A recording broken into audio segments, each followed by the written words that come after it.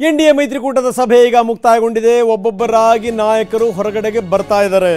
ಮೋದಿ ನಿವಾಸದಲ್ಲಿ ಮಹತ್ವದ ಸಭೆ ಈಗ ಕೊನೆಯಾಗಿದೆ. ಎನ್ಡಿಎ ಮೈತ್ರಿಕೂಟದ ನಾಯಕರ ಸಭೆ ಅಂತ್ಯಗೊಂಡಿದೆ. ಒಬ್ಬೊಬ್ಬ ನಾಯಕರು ಕೂಡ ಹೊರಗಡೆಗೆ ಬರ್ತಾ ಇದ್ದಾರೆ. ಬಹಳ ಮಹತ್ವದ ಸಭೆ. ಮುಂದಿನ ಸರ್ಕಾರದ ರಚನೆಯ ಹಿನ್ನೆಲೆಯಲ್ಲಿ ಕರೆದಂತ ಅತ್ಯಂತ ಇಂಪಾರ್ಟೆಂಟ್ ಮೀಟಿಂಗ್. ಕಳೆದ 1 ಗಂಟೆಯಿಂದ ಸಭೆ ನಡೀತಾ ಇತ್ತು. ಸರ್ಕಾರ ರಚನೆಯ ಬಗ್ಗೆ ಎನ್ಡಿಎ ನಾಯಕರು ಸಭೆಯನ್ನು ಮಾಡಿದರು.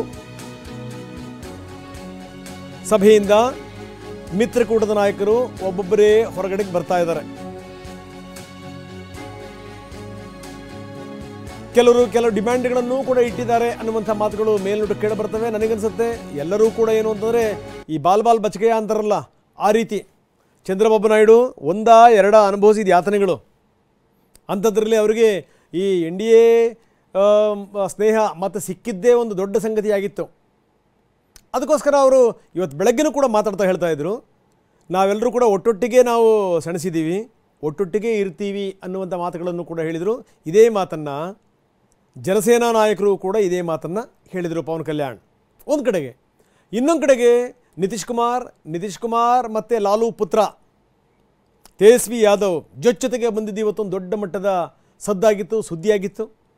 ಆದರೆ ನಿತೀಶ್ ಕುಮಾರ್ ಅವರ ಕಣ್ಣು ಮೂಗು ಬಾಯಿ ಅಂತಲೇ ಹೇಳುವಂಥ ತ್ಯಾಗಿಯವರು ಹೇಳಿದಂಥ ಮಾತಿದೆಯಲ್ಲ, ಹಿರಿಯ ನಾಯಕ ತ್ಯಾಗಿಯವರು ಹೇಳಿದಂಥ ಮಾತು, ನಾವು ಯಾವುದೇ ಕಾರಣಕ್ಕೂ ನಾವು ಎನ್ಡಿಎ ತೊರೆಯುವಂಥ ಪ್ರಶ್ನೆ ಇಲ್ಲ.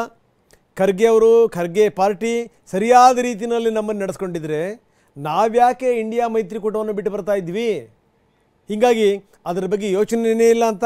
ಆದರೆ ರಾಜಕಾರಣದ ಕ್ಯಾಲ್ಕುಲೇಷನ್, ರಾಜಕಾರಣದ ಮ್ಯಾಥಮೆಟಿಕ್ಸ್ ವೆರಿ ಡಿಫರೆಂಟ್. ಯಾವ ಸಂದರ್ಭದಲ್ಲಿ ಏನು ಬೇಕಾದರೂ ಆಗ್ಬೋದು.